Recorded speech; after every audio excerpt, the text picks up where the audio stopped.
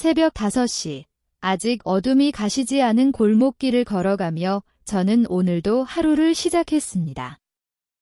쌀쌀한 공기가 폐 깊숙이 파고들었지만 이미 익숙해진 감각이었어요. 세탁소 깨끗한 하루의 철제 셔터를 올리는 소리가 고요한 새벽을 깨웠습니다. 늘 그렇듯 가장 먼저 하는 일은 어제 맡긴 옷들을 확인하는 것이었습니다.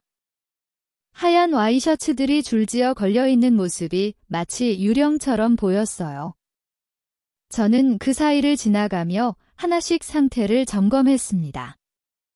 오늘도 별일 없겠지? 그래, 별일 없는 평범한 하루였으면 좋겠다.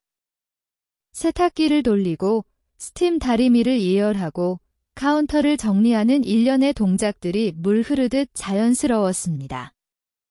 20년 전 국세청에서 서류 더미와 씨름하던 때와는 완전히 다른 삶이었죠. 그때는 숫자들이 춤을 추었다면 지금은 옷감들이 저와 함께 호흡했습니다. 오전 7시가 되자 첫 손님이 들어왔습니다. 정수가 일찍 또 나왔네. 박영자 할머니였습니다.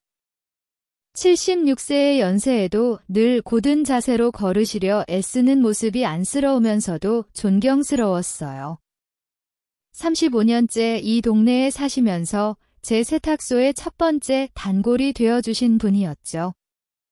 할머니, 오늘은 뭘 맡기실 거예요? 아니, 그냥 잠깐 들렀어. 뭔가 이상했습니다. 평소와 달리 할머니의 목소리에 생기가 없었어요. 꽃무늬 카디건 주머니에 넣은 손이 미세하게 떨리고 있는 것도 보였습니다. 무슨 일이 있는 건가? 할머니, 차 한 잔 하실래요? 제가 새로 산 둥글레 차가 있는데. 제가 뒤돌아 차를 준비하는 사이 할머니가 의자에 털썩 주저앉는 소리가 들렸습니다. 그리고 이어진 것은 흐느낌이었어요. 돌아보니 박 할머니가 두 손으로 얼굴을 감싼 채 어깨를 들썩이고 있었습니다. 할머니, 무슨 일이세요? 저는 급히 다가가 할머니 옆에 앉았습니다.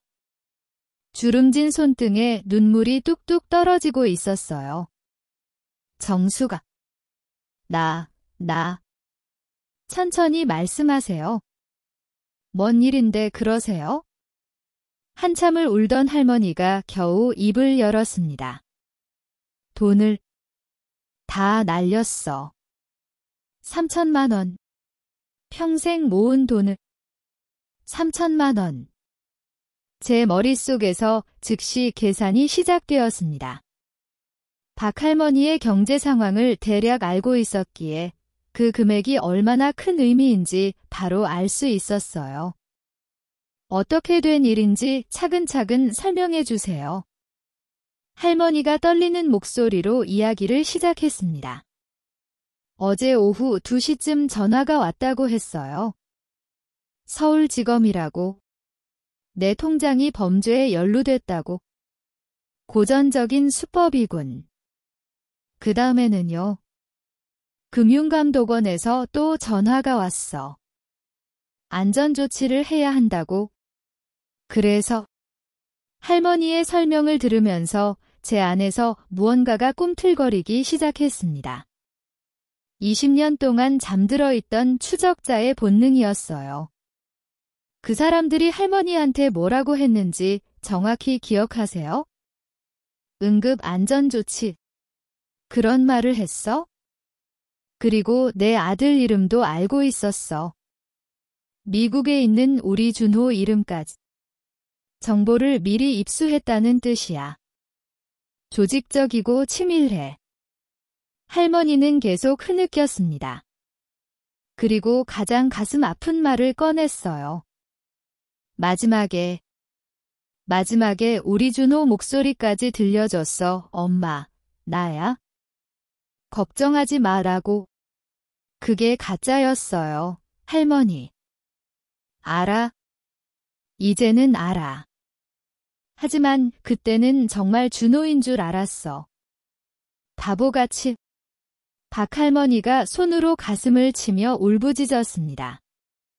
저는 할머니의 떨리는 손을 꼭 잡았어요. 그 순간 세탁소 카운터 서랍 속에 넣어둔 낡은 계산기가 떠올랐습니다. 20년 전 대기업 비자금 2천억을 추적하던 그때 쓰던 계산기. 할머니, 경찰에는 신고하셨어요. 했지. 하지만 소용없대. 해외에서 한 일이라 추적이 안 된다고. 또 그런 핑계를 대는군. 창밖으로 아침 햇살이 비치기 시작했습니다. 평화로운 동네 풍경이 보였지만 제 마음속에는 이미 폭풍이 일고 있었어요. 그때 세탁소 문이 열리며 또 다른 손님이 들어왔습니다. 사장님, 와이셔츠 찾으러 왔는데요. 아, 네, 잠시만요. 일상적인 응대를 하면서도 제 머릿속은 이미 다른 곳에 가 있었습니다. 박할머니의 3천만 원을 되찾을 방법을 찾고 있었던 거죠. 손님이 나간 후 저는 할머니께 다시 다가갔습니다. 할머니, 그 사람들한테 받은 전화번호나 계좌번호 같은 거 있으세요? 휴대폰에 아직 있을 거야. 할머니가 떨리는 손으로 낡은 폴더폰을 꺼냈습니다. 작은 화면에 떠있는 문자 메시지들을 보니 제 분노가 끌어올랐어요. 노인을 상대로 이런 짓을 하다니. 바로 그때 제 뇌리에 한 가지 생각이 스쳤습니다. 이들이 사용한 계좌, 전화번호, 그리고 수법, 이 모든 것들이 추적 가능한 흔적을 남긴다는 것을 그들은 모를 거예요. 할머니, 제가 한번 알아볼게요. 아유, 됐어. 이미 늦었어. 아직 늦지 않았어요. 제 목소리에 담긴 확신의 할머니가 놀란 듯 저를 바라봤습니다. 그래, 20년이 지났지만 추적자의 눈은 아직 죽지 않았어. 오전 10시 세탁물들이 건조기 안에서 돌아가는 소리가 규칙적으로 들려왔습니다. 저는 카운터에 앉아 할머니의 휴대폰을 자세히 들여다보고 있었어요. 검찰청 02XXXXXX 금감원 02XXXXXX 가짜 번호들이지만 어딘가로는 연결됐을 거야. 그때 또 다른 단골 손님이 들어왔습니다. 정숙 씨, 오늘 표정이 안 좋네? 무슨 일 있어? 동네 택배기사 김대리였습니다. 평소 수다스러운 성격 덕분에 동네 소식통 역할을 하는 사람이었죠. 아니에요. 그런데 김대리님, 혹시 요즘 동네에서 이상한 일 없었어요? 이상한 일이요? 글쎄. 아, 맞다. 지난주에 농협 앞에서 할아버지 한 분이 대성통곡하시던데 또 다른 피해자가 있었군. 제 아내 추적자가 완전히 깨어나는 순간이었습니다. 세탁소 문을 닫고 집으로 돌아온 시각은 밤 9시였습니다. 평소보다 늦은 시간이었지만 오늘은 도저히 평소처럼 일과를 마칠 수가 없었어요. 박할머니의 눈물 젖은 얼굴이 계속 떠올랐고 그 떨리는 손이 자꾸만 제 마음을 두드렸습니다. 원룸 현관문을 열고 들어서자 차가운 공기가 저를 맞았습니다. 난방도 켜지 않은 썰렁한 방이었지만 이미 익숙해진 외로움이었어요. 남편이 떠난 지 5년, 딸 수진이가 독립한 지 3년째였으니까요. 오늘도 혼자구나. 냉장고에서 김치와 밥을 꺼내 대충 저녁을 때웠습니다. 하지만 입에 들어가는 음식의 맛은 전혀 느껴지지 않았어요. 머릿속은 온통 다른 생각으로 가득했거든요. 식사를 마치고 낡은 책상 앞에 앉았습니다. 서랍을 열자 그곳에 고이 모셔둔 물건이 보였어요. 빛바랜 태극 문양이 새겨진 검은색 계산기였습니다. 카시오 FX-350 마일세컨드. 1999년에 산 거야. 손으로 먼지를 닦아내며 전원 버튼을 눌렀습니다. 0분이라는 숫자가 액정에 떠올랐어요. 아직도 작동하는 것이 신기했습니다. 그때 휴대폰이 울렸습니다. 엄마. 이 시간에 웬일이야? 수진이었습니다. 서먹서먹한 목소리였지만 그래도 가끔 안부를 묻는 유일한 가족이었어요. 아니야, 그냥 목소리 듣고 싶어서. 무슨 일 있어? 목소리가 이상한데? 역시 내 딸이야. 눈치가 빨라. 박할머니가 보이스피싱 당하셨어. 3천만 원이나? 어머, 정말. 그 착한 할머니가. 경찰에 신고는 했겠지? 했지만 소용없대. 해외 조직이라고. 전화 너머로 수진이의 한숨 소리가 들렸습니다. 엄마, 또 그러는 거 아니지? 남의 일에 끼어들려고? 무슨 소리야? 아빠 때도 그랬잖아. 회사 비리 고발한다고 나섰다가. 그 얘기는 하지 마. 수진이의 말에 가슴이 답답해졌습니다. 5년 전 남편이 다니던 회사의 탈세를 제가 국세청에 제보했고 그 일로 남편은 회사에서 쫓겨났죠. 그리고 얼마 후 심장마비로. 이번은 달라. 뭐가 달라? 엄마는 맨날 정의의 사도인 척하면서 정작 가족은 못 지켰잖아. 수진이의 날카로운 말이 제 가슴에 모처럼 박혔습니다. 수진아. 됐어. 엄마 하고 싶은 대로 해. 어차피 내 말 안 들을 거잖아. 또. 전화가 끊겼습니다. 저는 한동안 휴대폰을 든 채 멍하니 앉아 있었어요. 수진이의 말이 틀리지 않았으니까요. 제가 정의를 추구하다가 잃은 것들이 너무 많았습니다. 하지만 박할머니의 그 눈물을 어떻게 모른 척해? 저는 다시 계산기를 들고 박할머니 휴대폰에서 찍어온 계좌번호들을 종이에 적기 시작했습니다. 농협 XXXXXXXXXX 국민은행 XXXXXXXXX 그때 문득 20년 전 기억이 떠올랐어요. 국세청 특별조사팀 사무실 새벽 2시 모니터 수십 개의 숫자들이 춤을 추고 있었고 저는 그 속에서 패턴을 찾고 있었습니다. 한 팀장님, 찾았습니다. 여기 자금 흐름이 이상해요. 그때 제 옆에 있던 후배가 김 과장이었죠. 지금은 전산팀장이 됐다고 들었습니다. 김 과장한테 연락해볼까? 아니, 아직은 때가 아니었어요. 먼저 제가 할 수 있는 선에서 최대한 정보를 모아야 했습니다. 새벽 1시까지 계좌번호들을 분석했습니다. 패턴이 보이기 시작했어요. 모두 최근 3개월 이내에 개설된 계좌들이었고 번호 배열에 일정한 규칙이 있었습니다. 조직적이야. 절대 개인이 아니야. 다음 날 아침 평소보다 1시간 일찍 세탁소에 나갔습니다. 동네 사람들이 오가는 시간을 놓치고 싶지 않았거든요. 특히 은행 직원들이 출근하는 시간을 노렸습니다.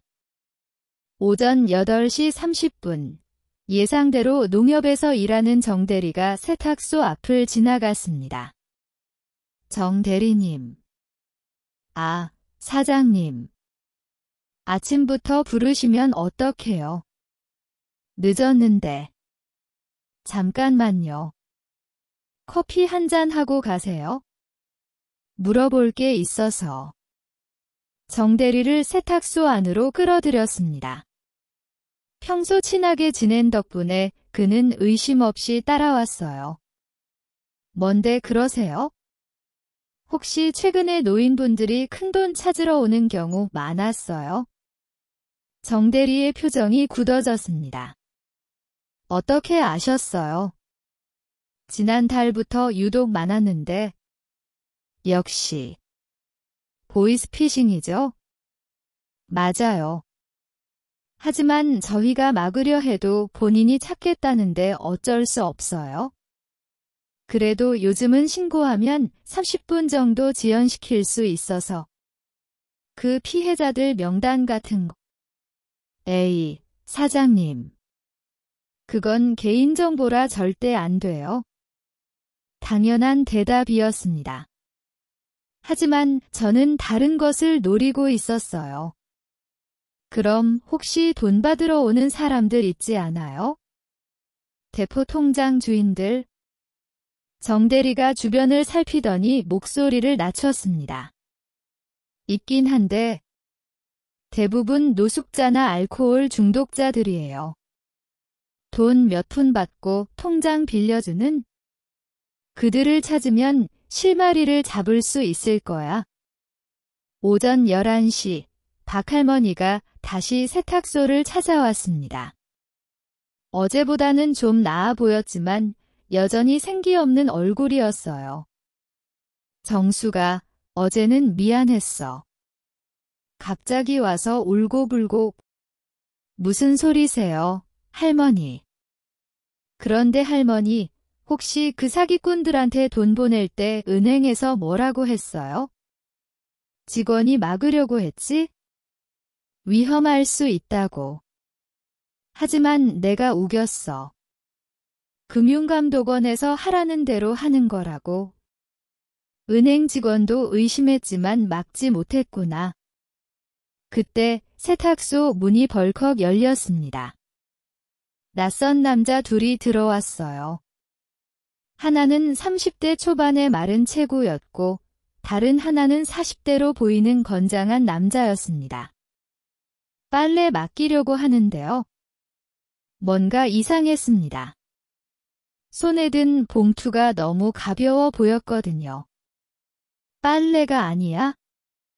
정찰하러 온 거야? 네, 뭘 맡기실 건가요? 마른 남자가 봉투에서 와이셔츠 한 장을 꺼냈습니다. 새 옷이었어요. 일부러 더럽힌 흔적이 역력했습니다. 이거 언제 찾을 수 있죠? 모레요? 급하시면 내일도 가능하고요. 두 남자는 세탁소 안을 천천히 둘러봤습니다. 특히 카운터 뒤쪽과 CCTV 위치를 확인하는 듯 했어요. 이들이 왜 여기에? 박할머니는 구석에 앉아 차를 마시고 있었는데 건장한 남자가 할머니를 흘끔 쳐다봤습니다. 할머니, 여기 단골이세요? 응, 35년째야. 오래 사셨네요. 동네 사정 잘 아시겠어요. 수상했습니다. 평범한 대화 같았지만 뭔가를 캐내려는 의도가 느껴졌어요. 두 남자가 나간 후 저는 즉시 CCTV를 확인했습니다.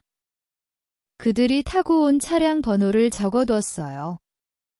왜 하필 오늘? 박할머니 일을 벌써 알았나? 불안감이 엄습했습니다. 하지만 동시에 확신도 들었어요. 제가 건드린 것이 단순한 보이스피싱 조직이 아니라는 것을요. 저녁 무렵 세탁소를 정리하던 중에 낡은 계산기를 다시 꺼냈습니다. 그리고 오랜만에 버튼을 두드렸어요. 3천만 원 곱하기 쌓인 30명 9억. 9억 곱하기 쌓인 12개월 108억. 이 정도 규모면 상당한 조직이야. 그때 결심했습니다. 내가 이들을 잡겠다. 박할머니의 돈을 되찾겠다. 비록 수진이 말대로 제가 가족을 지키지 못한 실패한 정의의 사도일지 모르지만 이번만큼은 포기할 수 없었습니다. 제 서랍 깊은 곳에서 먼지 쌓인 수첩을 꺼냈어요. 20년 전 동료들의 연락처가 빼곡히 적힌 수첩이었습니다. 김 과장 010xxxxxxx 내일 연락해봐야겠다. 창밖으로 어둠이 내려앉고 있었습니다. 평화로운 동네 풍경이었지만 그 이면에 도살인 악의 그림자가 느껴졌어요. 그리고 저는 알고 있었습니다. 한 번 시작하면 돌이킬 수 없다는 것을. 새벽 4시, 아직 도시가 잠든 시각에 저는 이미 깨어 있었습니다. 어제 밤새 뒤척이다 결국 잠을 포기했어요. 머릿속에서 계속 숫자들이 돌아갔고 20년 전의 기억들이 선명하게 되살아났거든요. 커피를 내리며 낡은 수첩을 다시 펼쳤습니다. 김 과장, 아직도 이 번호를 쓸까? 망설임 끝에 문자를 보냈습니다. 김 과장님, 한정숙입니다. 오랜만에 연락드려 죄송합니다. 상의할 일이 있어서요. 5분도 안 되어 답장이 왔어요. 선배님, 정말 오랜만이네요. 무슨 일이신가요? 점심때 만날까요? 역시 김 과장이야. 새벽에도 깨어있네. 정오, 강남의 한 커피숍에서 김 과장을 만났습니다. 10년 만의 재회였지만 그는 여전히 날카로운 눈빛을 가지고 있었어요. 다만 이마의 주름과 희끗한 머리카락이 세월을 말해주고 있었죠. 선배님, 정말 변하신 게 없으시네요. 무슨 소리야? 나 이제 동네 세탁소 아줌마야? 그래도 그 눈빛은 여전하시네요. 특별조사팀의 에이스. 김 과장이 노트북을 꺼내며 본론으로 들어갔습니다. 문자로 보내주신 계좌번호들 확인해 봤어요. 선배님 짐작대로 모두 대포 통장이었습니다. 역시. 조직은 어느 정도 규모야? 정확히는 모르겠지만 계좌 개설 패턴을 보니 최소 30명 이상의 조직원이 움직이고 있어요. 30명이라 생각보다 크네. 김 과장이 화면을 돌려 보여줬습니다. 복잡한 계좌 연결망이 거미줄처럼 얽혀 있었어요. 그런데 선배님, 이상한 점이 있어요. 뭐가? 이 조직, 단순한 보이스피싱이 아니에요. 자금 세탁 경로가 너무 정교해요. 마치 조직폭력배나 기업형 범죄 조직 같아요. 제 등골이 서늘해졌습니다. 단순히 박할머니 돈을 되찾으려던 일이 생각보다 훨씬 위험한 일이 될 수도 있겠다는 생각이 들었어요. 선배님, 혹시 왜 이 일에 관심을 가지시는지. 우리 세탁소 단골 할머니가 당하셨어. 3천만 원. 김 과장의 표정이 어두워졌습니다. 요즘 노인 대상 보이스피싱이 극성이에요. 한 달에 수백 건씩 발생하는데 검거율은 5%도 안 되고. 그래서 내가 직접 나선 거야? 선배님, 위험할 수 있어요.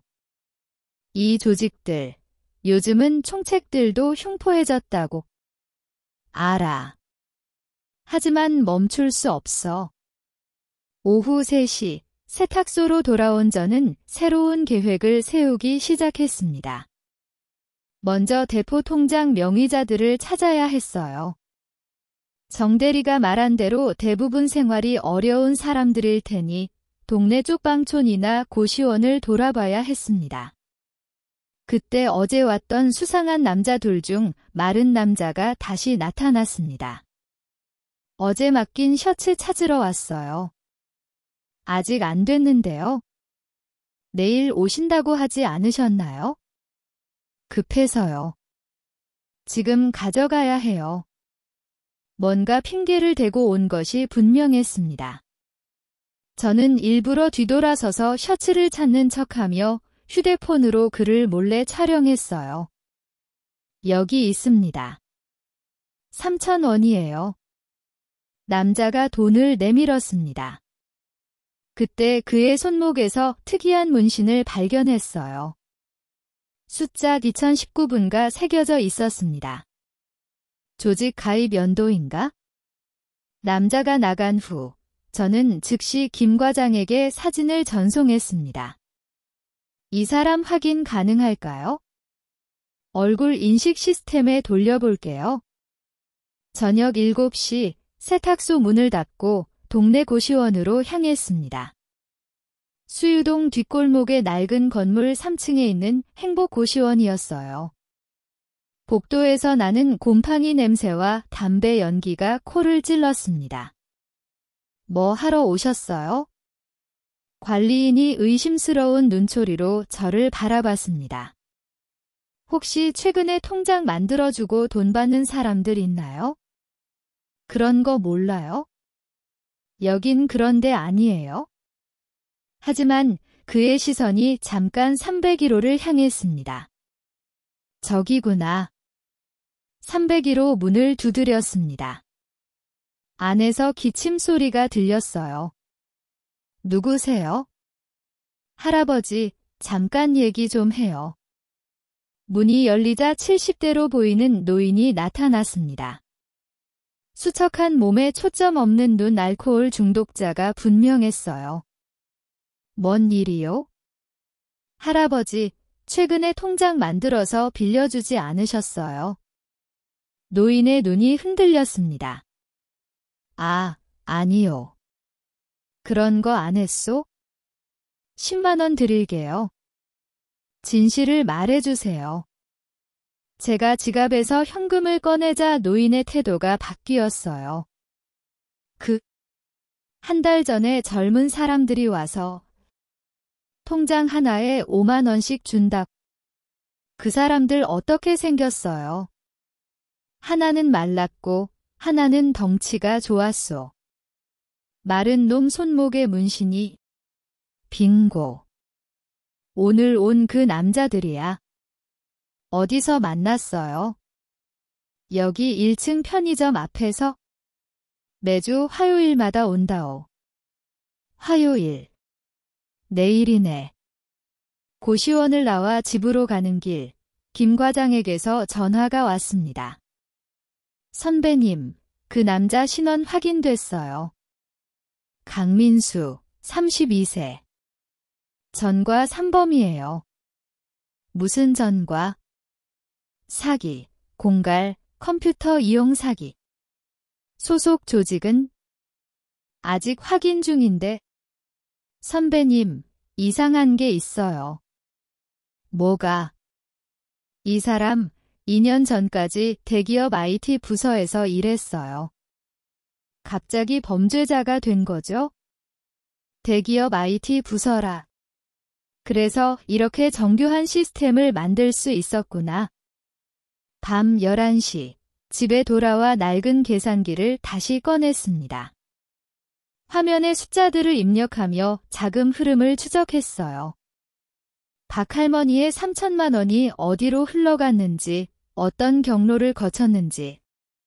그때 휴대폰이 울렸습니다. 수진이었어요. 엄마, 아직 안 잤어? 응, 일이 있어서. 엄마, 어제는 미안했어. 너무 심한 말 했어? 아니야. 내 말이 맞아? 그래도 엄마, 조심해. 뭔가 위험한 일 하는 거 아니지? 눈치 빠른 우리 딸. 걱정 마, 그냥 조금 알아보는 것뿐이야. 정말이지? 약속해, 위험한 일은 안 한다고. 약속할게. 전화를 끊고 창밖을 바라봤습니다.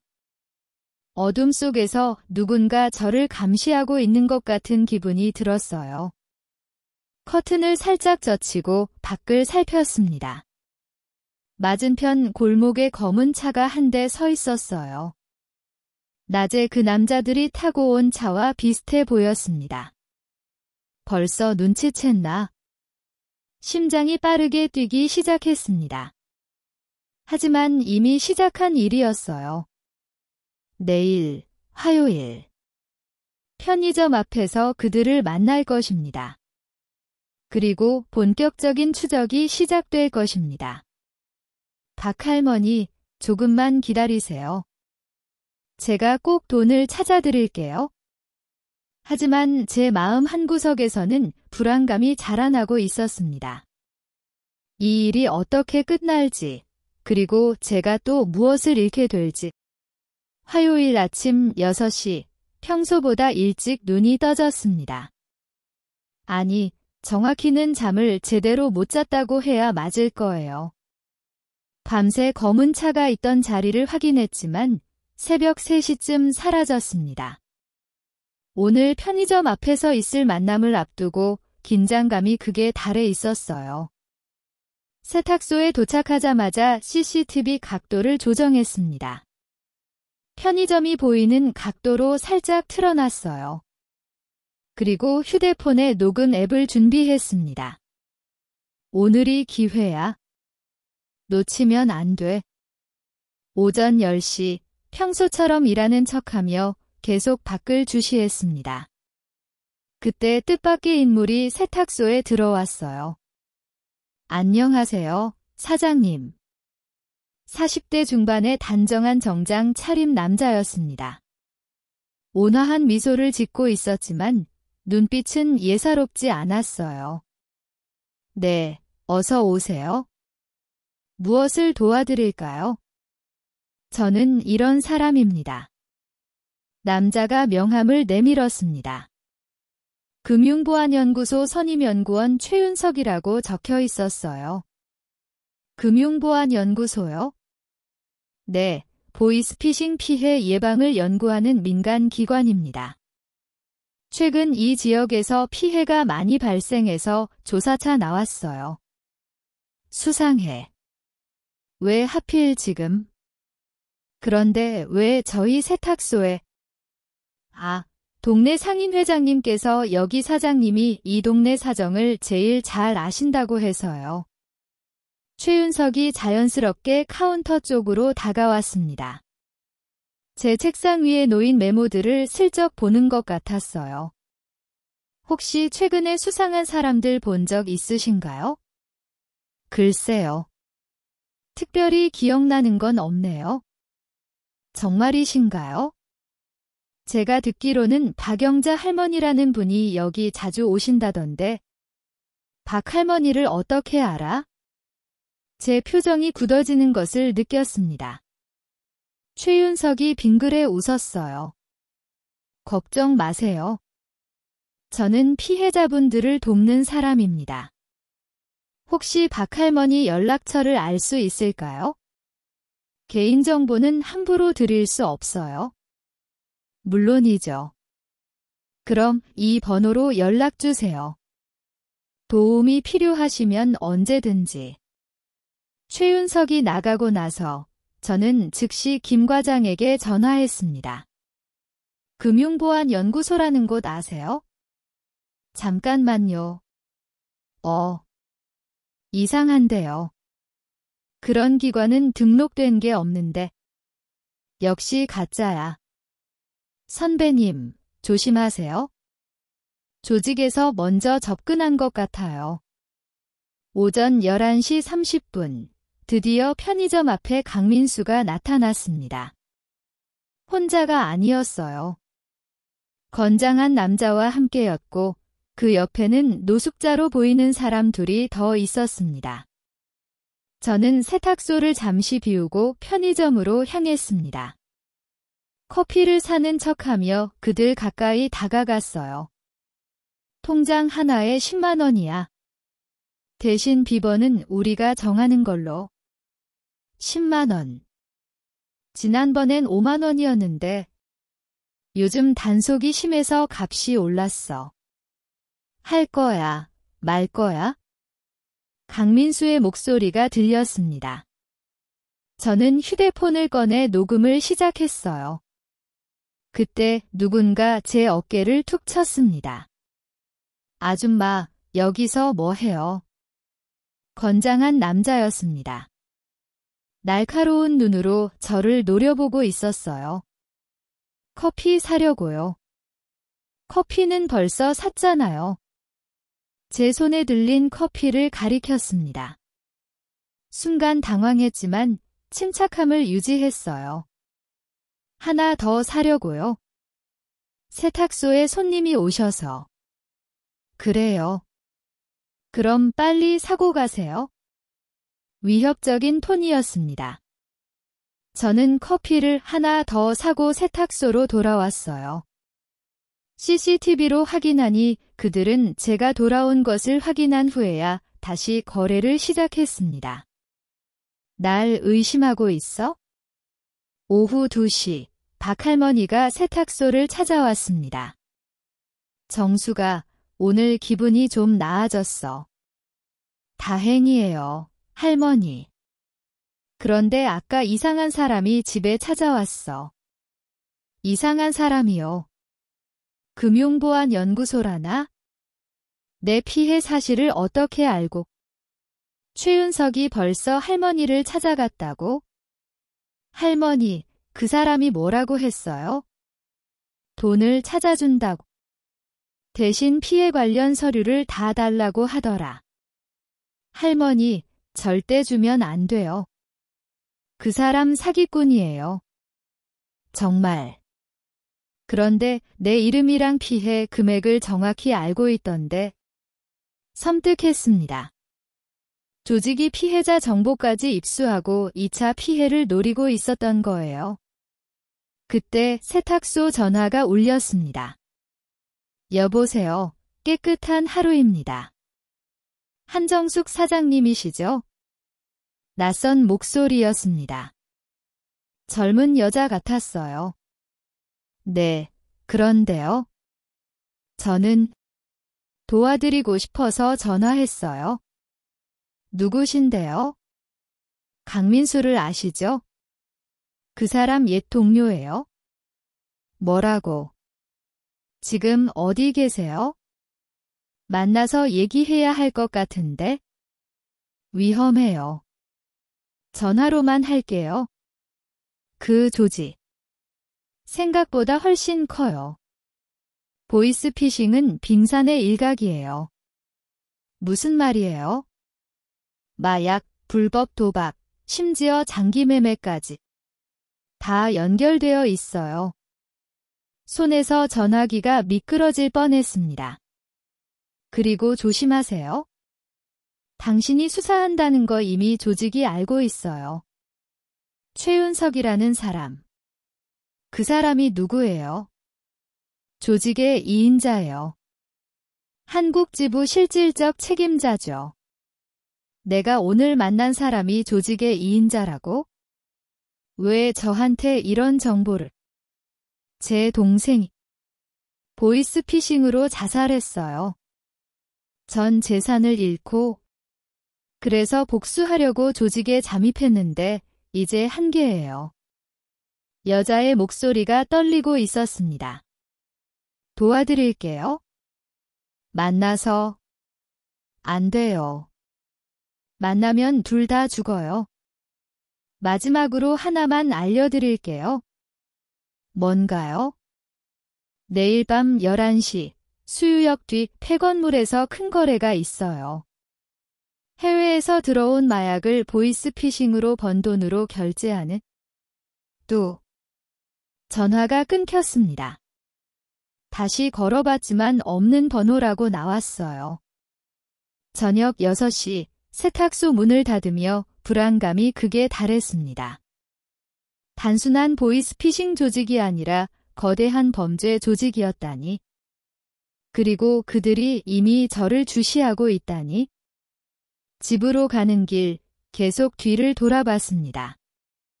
검은 차가 다시 따라오는 것 같았어요. 이제 어떻게 해야 하지? 김 과장에게 전화하려다가 멈췄습니다.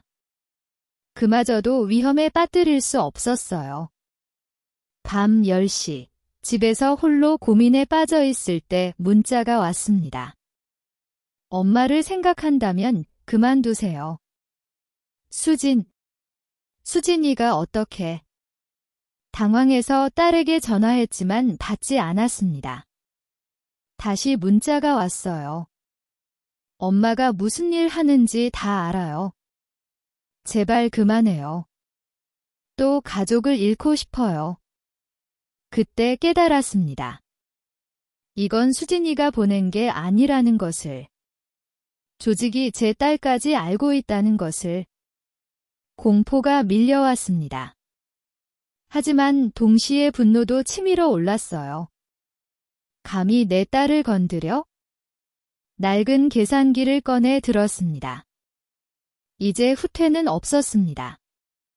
내일 밤 11시 수유역 뒤 폐건물. 그곳에 갈 것입니다. 비록 함정일지도 모르지만 수요일 오전 세탁소에 도착한 저는 평소와 다르게 행동했습니다. 일부러 크게 전화 통화를 했어요. 감시하는 사람들이 있다면 들으라는 듯이. 네, 김 과장님. 제가 너무 오버한 것 같아요. 그냥 경찰에 맡기고 손 떼려고요. 물론 김 과장과의 진짜 통화는 아니었습니다. 혼자 연기를 한 거죠. 하지만 실제로 김 과장에게는 다른 문자를 보냈어요. 오늘 밤 11시 수유역 뒤 폐건물. 혼자 올 것 위험하면 오지 마세요. 즉각 답신이 왔습니다. 미쳤어요. 혼자 가면 안 됩니다. 저는 답장하지 않았습니다. 이미 결심이 선 상태였으니까요. 오전 11시 최윤석이 다시 나타났습니다. 이번엔 혼자가 아니었어요. 정장 차림의 남자 둘을 더 데리고 왔습니다. 사장님, 어제 생각해보니 제가 너무 돌발적으로 찾아뵀네요. 괜찮아요. 그런데 오늘은 무슨 일로? 사과의 의미로 점심이나 같이 하시죠. 거절할 수 없는 분위기였습니다. 가게 문을 닫고 그들과 함께 나갔어요. 최윤석이 데려간 곳은 인근의 고급 일식집이었습니다. 룸으로 안내받았는데 이미 상차림이 되어 있었어요. 미리 준비했구나. 사장님, 우리가 같은 편이 될 수 있을 것 같아요. 최윤석이 사케를 따르며 말했습니다. 무슨 말씀이신지. 박영자 할머니건 말이에요. 저희가 도와드릴 수 있습니다. 어떻게요? 돈을 돌려드릴 수 있어요. 대신 최윤석이 잠시 멈추고 저를 빤히 봤습니다. 사장님이 하시던 일을 멈추셔야 해요. 역시 다 알고 있었어. 전 아무 일도 하지 않는데요. 그러실까요? 어제 편의점 앞에서 뭘 하셨죠? 최윤석이 휴대폰을 꺼내 사진을 보여줬습니다. 제가 강민수 일행을 지켜보는 모습이 찍혀 있었어요. 커피 사러 간 것뿐이에요. 한정숙 씨. 갑자기 최윤석의 톤이 바뀌었습니다. 차갑고 위협적이었어요. 국세청 특별조사팀 출신. 1999년부터 2018년까지 근무. 대기업 비자금 추적 전문가. 남편 고 김상호 씨, 5년 전 심장마비로 사망. 딸 김수진, 현재 광고회사 근무. 내 모든 정보를 다 조사했구나. 뭘 원하시는 거죠?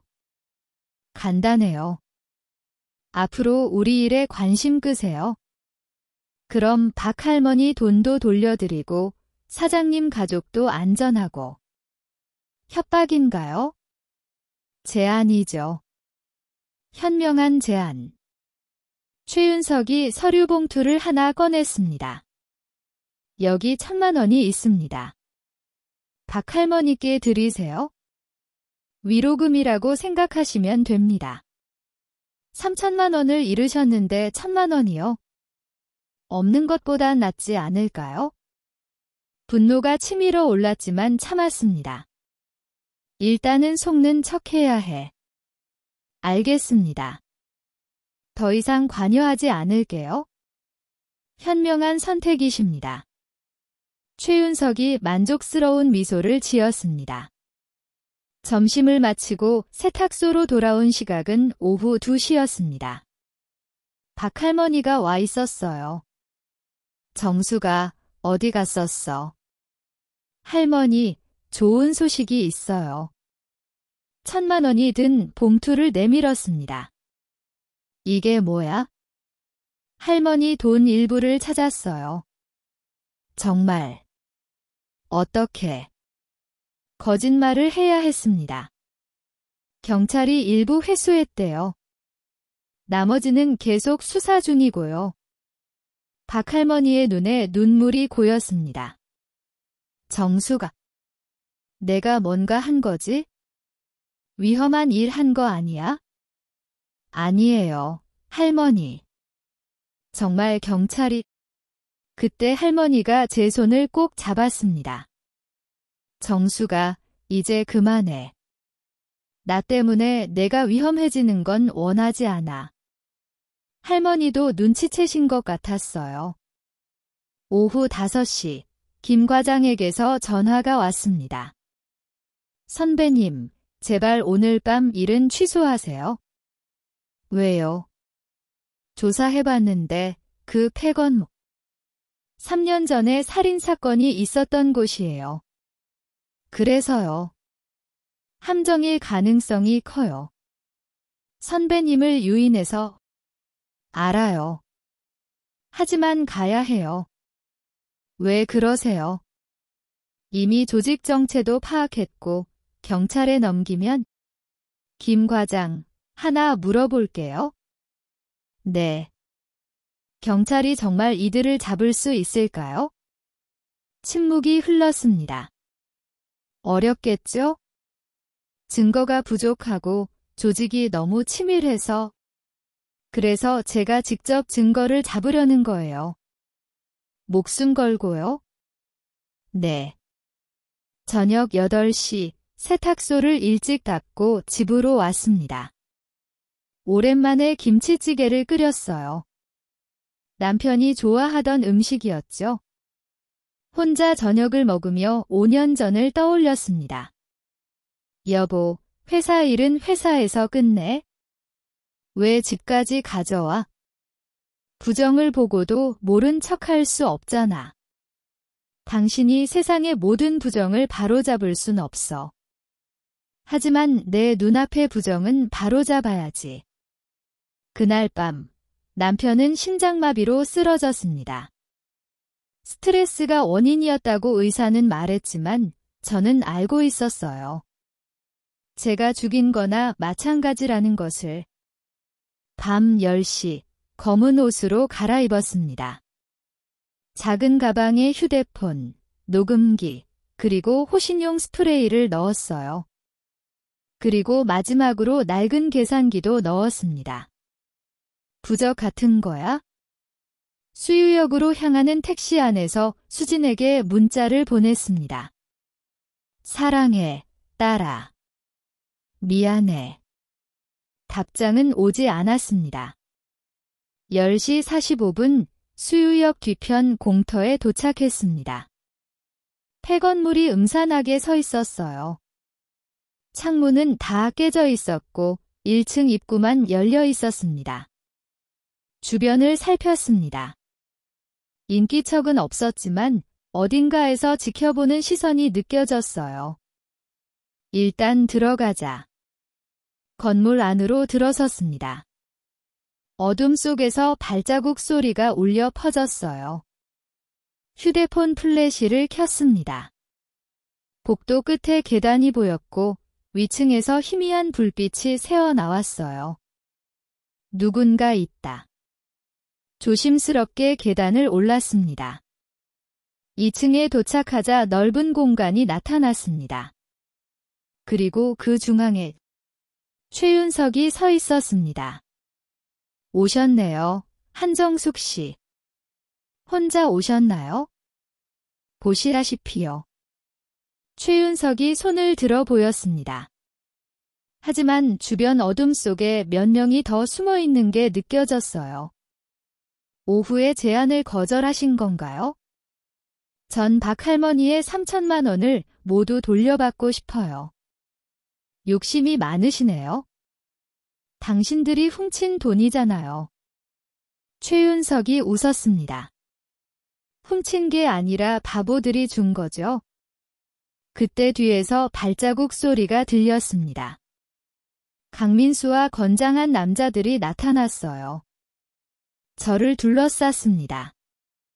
한정숙 씨, 마지막 기회를 드릴게요. 최윤석이 권총을 꺼냈습니다. 여기서 조용히 사라지세요. 아니면 바로 그 순간이었습니다. 경찰 사이렌 소리가 들렸어요. 건물 밖이 갑자기 소란스러워졌습니다. 경찰이다. 건물을 포위했다. 최윤석의 얼굴이 일그러졌습니다. 인연이 경찰을 불렀어. 아니에요. 전 혼자. 하지만 최윤석은 듣지 않았습니다. 총구가 저를 향했습니다. 그리고 탕. 수요일 오전 세탁소에 도착한 저는 평소와 다르게 행동했습니다. 일부러 크게 전화 통화를 했어요. 감시하는 사람들이 있다면 들으라는 듯이. 네, 김 과장님. 제가 너무 오버한 것 같아요. 그냥 경찰에 맡기고 손 떼려고요. 물론 김 과장과의 진짜 통화는 아니었습니다. 혼자 연기를 한 거죠. 하지만 실제로 김 과장에게는 다른 문자를 보냈어요.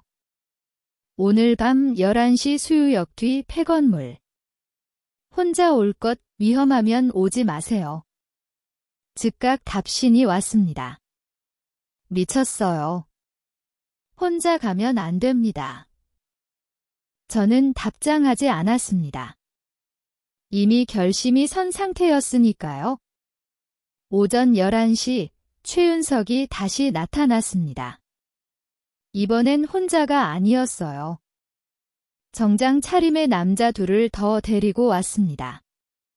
사장님, 어제 생각해보니 제가 너무 돌발적으로 찾아뵀네요. 괜찮아요. 그런데 오늘은 무슨 일로? 사과의 의미로 점심이나 같이 하시죠. 거절할 수 없는 분위기였습니다. 가게 문을 닫고 그들과 함께 나갔어요. 최윤석이 데려간 곳은 인근의 고급 일식집이었습니다. 룸으로 안내받았는데 이미 상차림이 되어 있었어요. 미리 준비했구나. 사장님, 우리가 같은 편이 될 수 있을 것 같아요. 최윤석이 사케를 따르며 말했습니다. 무슨 말씀이신지. 박영자 할머니건 말이에요. 저희가 도와드릴 수 있습니다. 어떻게요? 돈을 돌려드릴 수 있어요. 대신 최윤석이 잠시 멈추고 저를 빤히 봤습니다. 사장님이 하시던 일을 멈추셔야 해요.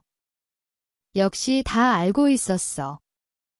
전 아무 일도 하지 않는데요. 그러실까요? 어제 편의점 앞에서 뭘 하셨죠?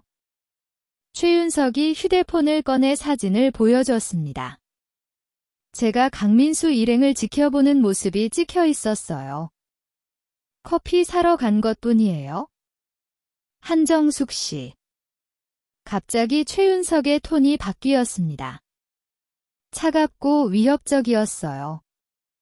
국세청 특별조사팀 출신. 1999년부터 2018년까지 근무. 대기업 비자금 추적 전문가.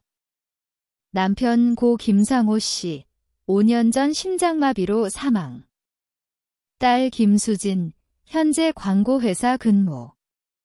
내 모든 정보를 다 조사했구나. 뭘 원하시는 거죠? 간단해요. 앞으로 우리 일에 관심 끄세요. 그럼 박 할머니 돈도 돌려드리고 사장님 가족도 안전하고. 협박인가요? 제안이죠. 현명한 제안. 최윤석이 서류 봉투를 하나 꺼냈습니다. 여기 1,000만 원이 있습니다. 박 할머니께 드리세요. 위로금이라고 생각하시면 됩니다. 3,000만 원을 잃으셨는데 1,000만 원이요? 없는 것보단 낫지 않을까요? 분노가 치밀어 올랐지만 참았습니다. 일단은 속는 척해야 해. 알겠습니다. 더 이상 관여하지 않을게요. 현명한 선택이십니다. 최윤석이 만족스러운 미소를 지었습니다. 점심을 마치고 세탁소로 돌아온 시각은 오후 2시였습니다. 박 할머니가 와 있었어요. 정수가 어디 갔었어? 할머니, 좋은 소식이 있어요. 1,000만 원이 든 봉투를 내밀었습니다. 이게 뭐야? 할머니 돈 일부를 찾았어요. 정말. 어떻게? 거짓말을 해야 했습니다. 경찰이 일부 회수했대요. 나머지는 계속 수사 중이고요. 박 할머니의 눈에 눈물이 고였습니다. 정수가. 내가 뭔가 한 거지? 위험한 일 한 거 아니야? 아니에요, 할머니. 정말 경찰이... 그때 할머니가 제 손을 꼭 잡았습니다. 정수가, 이제 그만해. 나 때문에 내가 위험해지는 건 원하지 않아. 할머니도 눈치채신 것 같았어요. 오후 5시, 김 과장에게서 전화가 왔습니다. 선배님, 제발 오늘 밤 일은 취소하세요. 왜요? 조사해봤는데 그 폐건 3년 전에 살인사건이 있었던 곳이에요. 그래서요. 함정일 가능성이 커요. 선배님을 유인해서. 알아요. 하지만 가야 해요. 왜 그러세요? 이미 조직 정체도 파악했고 경찰에 넘기면. 김 과장, 하나 물어볼게요. 네. 경찰이 정말 이들을 잡을 수 있을까요? 침묵이 흘렀습니다. 어렵겠죠? 증거가 부족하고 조직이 너무 치밀해서. 그래서 제가 직접 증거를 잡으려는 거예요. 목숨 걸고요? 네. 저녁 8시 세탁소를 일찍 닫고 집으로 왔습니다. 오랜만에 김치찌개를 끓였어요. 남편이 좋아하던 음식이었죠. 혼자 저녁을 먹으며 5년 전을 떠올렸습니다. 여보, 회사 일은 회사에서 끝내. 왜 집까지 가져와? 부정을 보고도 모른 척할 수 없잖아. 당신이 세상의 모든 부정을 바로잡을 순 없어. 하지만 내 눈앞의 부정은 바로잡아야지. 그날 밤, 남편은 심장마비로 쓰러졌습니다. 스트레스가 원인이었다고 의사는 말했지만 저는 알고 있었어요. 제가 죽인 거나 마찬가지라는 것을. 밤 10시, 검은 옷으로 갈아입었습니다. 작은 가방에 휴대폰, 녹음기, 그리고 호신용 스프레이를 넣었어요. 그리고 마지막으로 낡은 계산기도 넣었습니다. 부적 같은 거야? 수유역으로 향하는 택시 안에서 수진에게 문자를 보냈습니다. 사랑해, 딸아. 미안해. 답장은 오지 않았습니다. 10시 45분 수유역 뒤편 공터에 도착했습니다. 폐건물이 음산하게 서 있었어요. 창문은 다 깨져 있었고 1층 입구만 열려 있었습니다. 주변을 살폈습니다.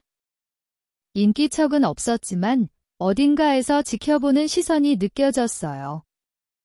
일단 들어가자. 건물 안으로 들어섰습니다. 어둠 속에서 발자국 소리가 울려 퍼졌어요. 휴대폰 플래시를 켰습니다.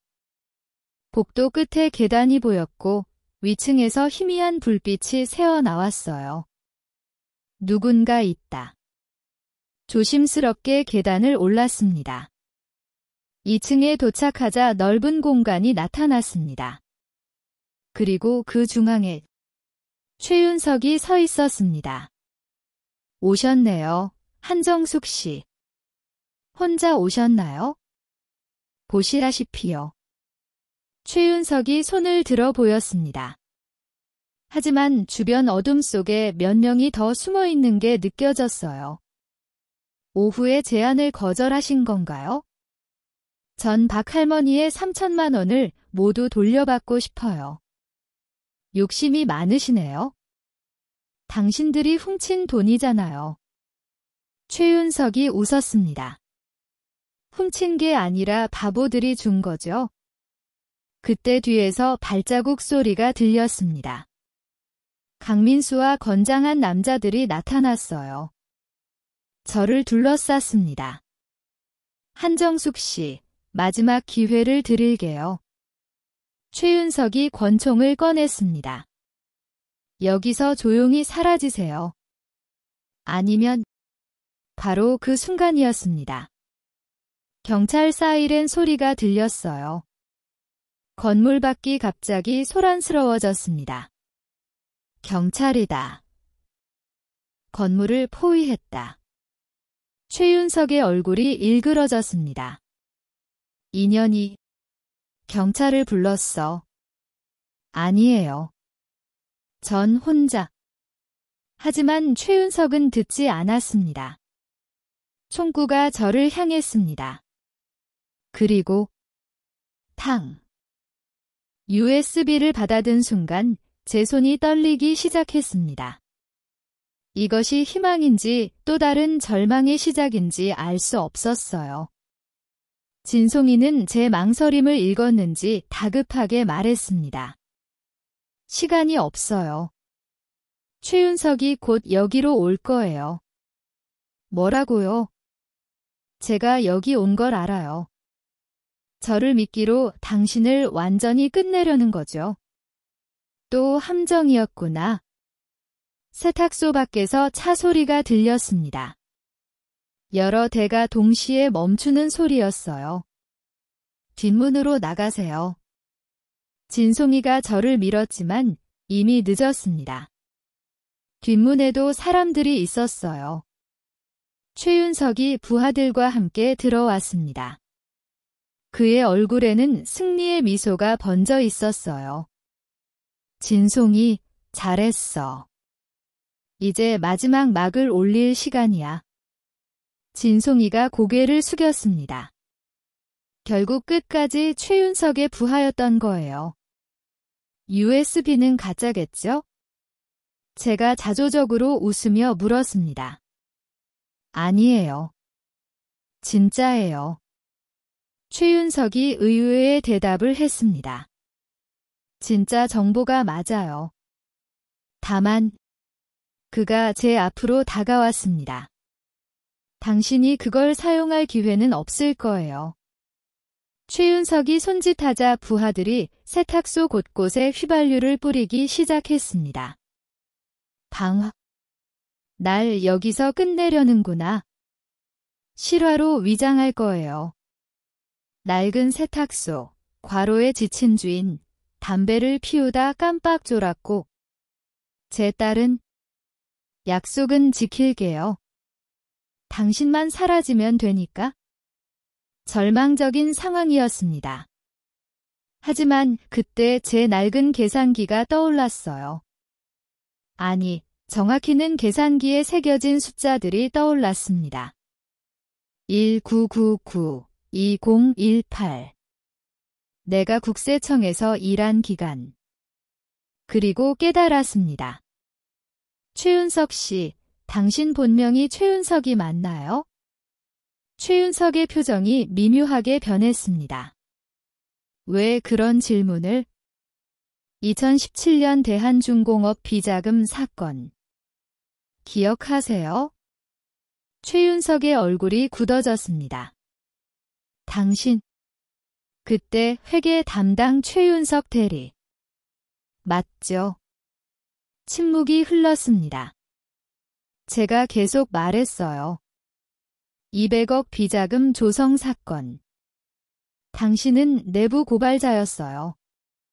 하지만 회사는 당신을 배신자로 몰았고. 닥쳐. 최윤석이 소리쳤습니다. 당신 아내가 자살했죠? 압력을 견디지 못하고. 그리고 당신은? 닥치라고 했어. 최윤석이 권총을 꺼냈습니다. 하지만 그의 손이 떨리고 있었어요. 그래서 이런 일을 하는 거예요? 정의를 추구하다 모든 걸 잃은 사람이 이제는 남을 파괴하는 일을? 당신이 뭘 알아? 최윤석이 절규했습니다. 정의. 그딴 게 뭔 소용이야. 내가 정의를 위해 싸웠을 때 세상은 날 버렸어. 당신처럼. 그제야 이해했습니다.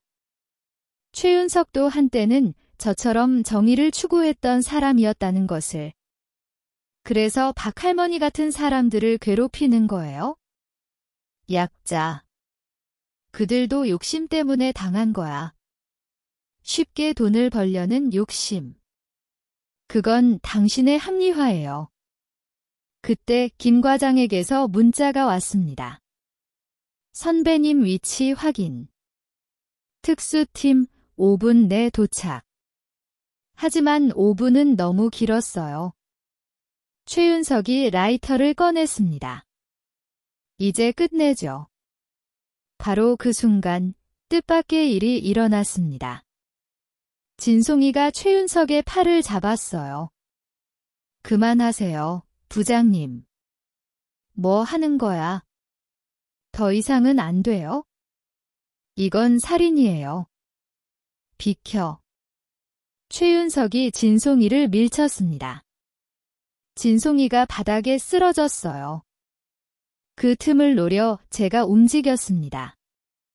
세탁소에서 10년, 매일 들고 다니던 스팀 다리미를 집어 들었어요. 뜨거운 증기가 뿜어져 나왔습니다. 최윤석의 얼굴을 향해 증기를 쏘았습니다. 으악. 최윤석이 얼굴을 감싸며 비명을 질렀어요. 부하들이 달려들었지만 좁은 세탁소 안에서는 오히려 서로 방해가 되었습니다. 그때 경찰 사이렌 소리가 들렸습니다.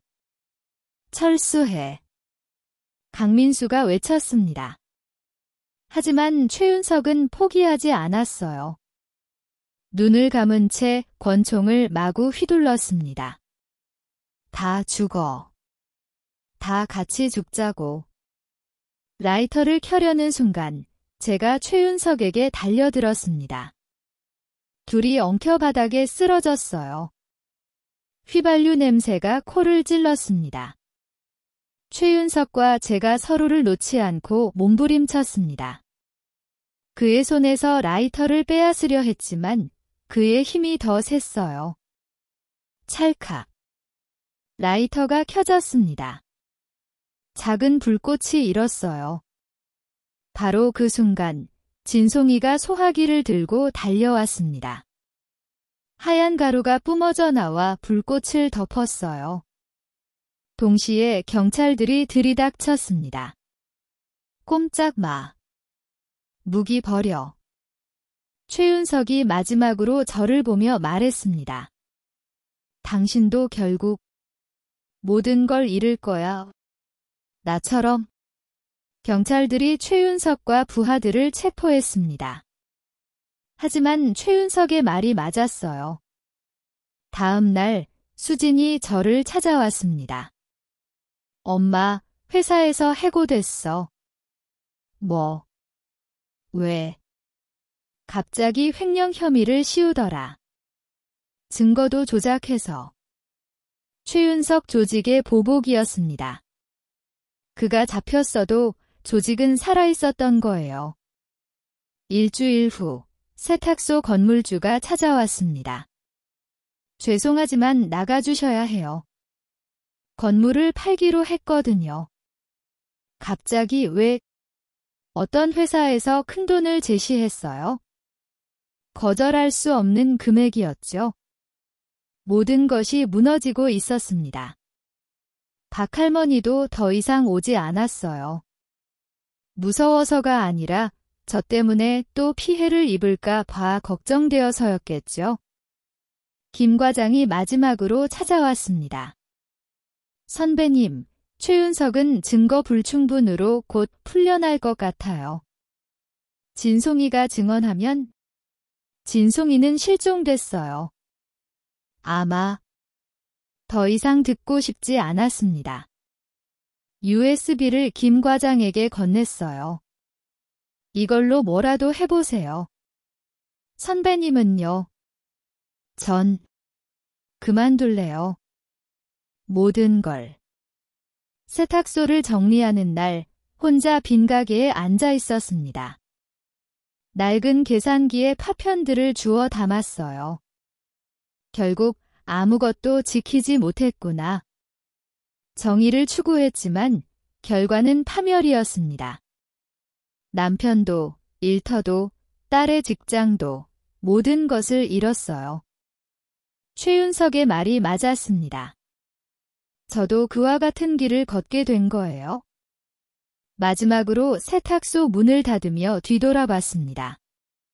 10년의 추억이, 평범한 일상이 모두 사라졌어요. 그리고 깨달았습니다. 정의와 복수 사이에서 저는 결국 둘 다 실패했다는 것을. 빗속을 걸으며 생각했습니다. 이제 어떻게 살아가야 하나. 괴물과 싸우다 나도 괴물이 되어버린 건 아닐까? 휴대폰이 울렸습니다. 모르는 번호였어요. 한정숙 씨. 최윤석의 목소리였습니다. 이미 풀려났나 보네요. 이제 시작이에요. 당신이 내 인생을 파괴했으니 나도 당신의 모든 것을 파괴할 거예요.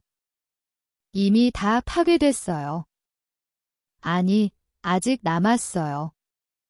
당신의 딸. 전화가 끊겼습니다. 빗속에 홀로 서서 저는 깨달았습니다. 이것은 끝이 아니라 끝없는 지옥의 시작이라는 것을. 정의를 추구한 대가는 영원한 불행이었습니다. 6개월 후, 저는 경기도 외곽의 작은 원룸에서 살고 있었습니다. 세탁소를 잃고 전 재산을 수진이의 새 직장과 이사 비용에 쓴 뒤 남은 곳이 여기였어요. 수진이는 제주도로 떠났습니다. 최대한 멀리 최윤석의 손길이 닿지 않는 곳으로. 엄마도 같이 가요. 난 괜찮아. 너라도 안전해야지. 거짓말이었습니다. 하나도 괜찮지 않았어요. 아침마다 편의점에서 파트타임으로 일했습니다. 시급 9,860원. 한때 대기업 비자금 수천억을 추적하던 손이 이제는 김밥과 도시락을 정리하고 있었죠. 이게 내 인생의 결말인가? 그날도 평소처럼 일하고 있을 때였습니다. TV 뉴스에서 충격적인 소식이 흘러나왔어요. 오늘 새벽 서울 강북구에서 보이스피싱 조직 총책으로 알려진 최모 씨가 숨진 채 발견됐습니다. 경찰은 조직 내부 갈등으로 인한 타살로 보고 최윤석이었습니다. 손에 들고 있던 김밥이 바닥에 떨어졌어요. 죽었다고. 집으로 돌아와 김 과장에게 전화했습니다. 선배님, 들으셨죠? 최윤석이 정말 조직 내부에서 제거당한 것 같아요. 돈 문제로 갈등이 있었다고. 아이러니했습니다. 제가 그토록 쓰러뜨리려 했던 사람이 결국 자기 조직에게 당했다니. 그리고 선배님, 한 가지 더 있어요. 뭔데요? 진송이 씨가 검찰에 자수했어요. 모든 것을 증언하겠다고. 살아있었어요. 네, 6개월 동안 숨어있다가 최윤석이 죽자 나타난 거예요. 진송이의 증언으로 조직은 완전히 붕괴했습니다. 간부들이 줄줄이 잡혀갔고 피해자들의 돈도 일부 회수됐어요. 박할머니도 1,500만 원을 돌려받았다고 들었습니다. 하지만 저는 아무것도 느낄 수 없었어요. 너무 늦었어. 모든 게. 한 달 후 박할머니가 저를 찾아왔습니다. 어떻게 알았는지 제 원룸까지 찾아오셨어요. 정수가. 할머니, 어떻게... 김 과장이라는 사람이 알려줬어. 박할머니는 제 좁은 원룸을 둘러보시더니 눈물을 흘리셨어요. 이게 다 나 때문이야. 아니에요, 할머니.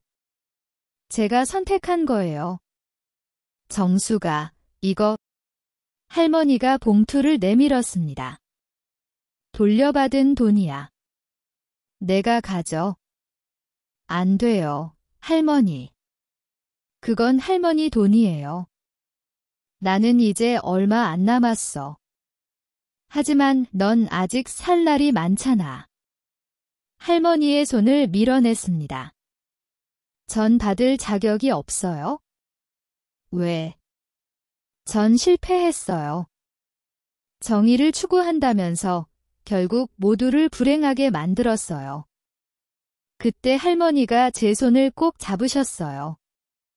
정수가, 넌 실패하지 않았어. 할머니, 넌 용기를 보여줬어. 비록 결과는 좋지 않았지만 누군가는 해야 할 일을 한 거야. 하지만 할머니의 위로도 제 마음을 달래주지 못했습니다. 또 한 달이 지났습니다. 어느 날 낯선 여자가 편의점을 찾아왔어요. 진송이었습니다. 한정숙 씨. 당신이? 죄송합니다. 모든 게 제 잘못이에요. 이제 와서... 하지만 하나만 알아주세요. 진송이가 작은 상자를 건넸습니다. 이게 뭐죠? 최윤석이 남긴 거예요. 당신께 전하라고. 상자를 열자 낡은 계산기가 들어 있었습니다. 제 것과 똑같은 모델이었어요. 최윤석도 한때는 당신 같은 사람이었어요. 정의를 믿었고 부패와 싸웠죠.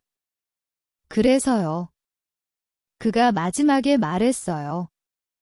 한정숙이 자기와 같은 길을 가지 않길 바란다고. 같은 길이라 복수와 증오에 삼켜지지 말라고. 그게 진짜 파멸이라고. 진송이가 떠난 후 저는 2개의 계산기를 나란히 놓고 바라봤습니다.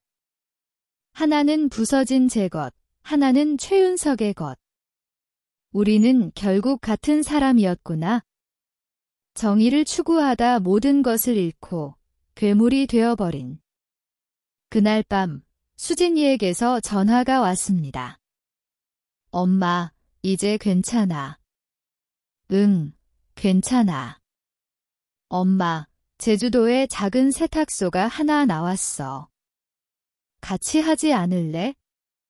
수진아. 엄마가 세탁소에서 일할 때가 가장 행복해 보였어. 비록 모든 걸 잃었지만 다시 시작할 수 있잖아. 딸의 말에 눈물이 났습니다. 하지만 고개를 저었어요. 난 그럴 자격이 없어. 엄마. 난 여기서 이렇게 살 거야. 이게 내가 선택한 길의 대가니까. 전화를 끊고 창밖을 바라봤습니다. 도시의 불빛들이 차갑게 빛나고 있었어요. 1년 후. 저는 여전히 같은 원룸, 같은 편의점에서 일하고 있었습니다. 박 할머니는 3개월 전에 돌아가셨어요. 마지막까지 저를 걱정하셨다고 들었습니다. 김 과장도 더 이상 연락하지 않았습니다. 수진이는 제주도에서 새 삶을 시작했고 가끔 안부 문자만 왔어요. 어느 날 편의점에서 일하던 중 TV에서 또 보이스피싱 뉴스가 나왔습니다. 최근 보이스피싱 피해가 급증하면서 저는 TV를 껐습니다. 이제는 상관없어. 퇴근 후 원룸으로 돌아가는 길. 골목 어귀에서 늙은 노숙자 한 명이 구걸하고 있었어요. 자세히 보니 예전에 대포 통장을 만들던 그 할아버지였습니다. 아저씨. 할아버지가 저를 알아보지 못하고 손을 내밀었어요. 돈 좀. 굶은 지 사흘째야. 주머니에서 10,000원을 꺼내 드렸습니다. 그리고 걸음을 옮겼어요. 원룸에 도착해 불을 켜지 않은 채 앉아 있었습니다. 2개의 계산기가 여전히 책상 위에 놓여 있었어요. 이게 정의를 추구한 자의 말로구나. 최윤석은 죽었고 저는 모든 것을 잃었습니다. 누가 이겼을까요? 아무도 이기지 못했습니다. 그저 모두가 파멸했을 뿐. 휴대폰이 울렸습니다. 수진이었어요. 엄마, 나야. 응. 엄마. 보고 싶어. 나도. 엄마, 언젠가는 다시 웃을 수 있겠지? 대답할 수 없었습니다. 창밖으로 비가 내리기 시작했어요. 빗소리를 들으며 눈을 감았습니다.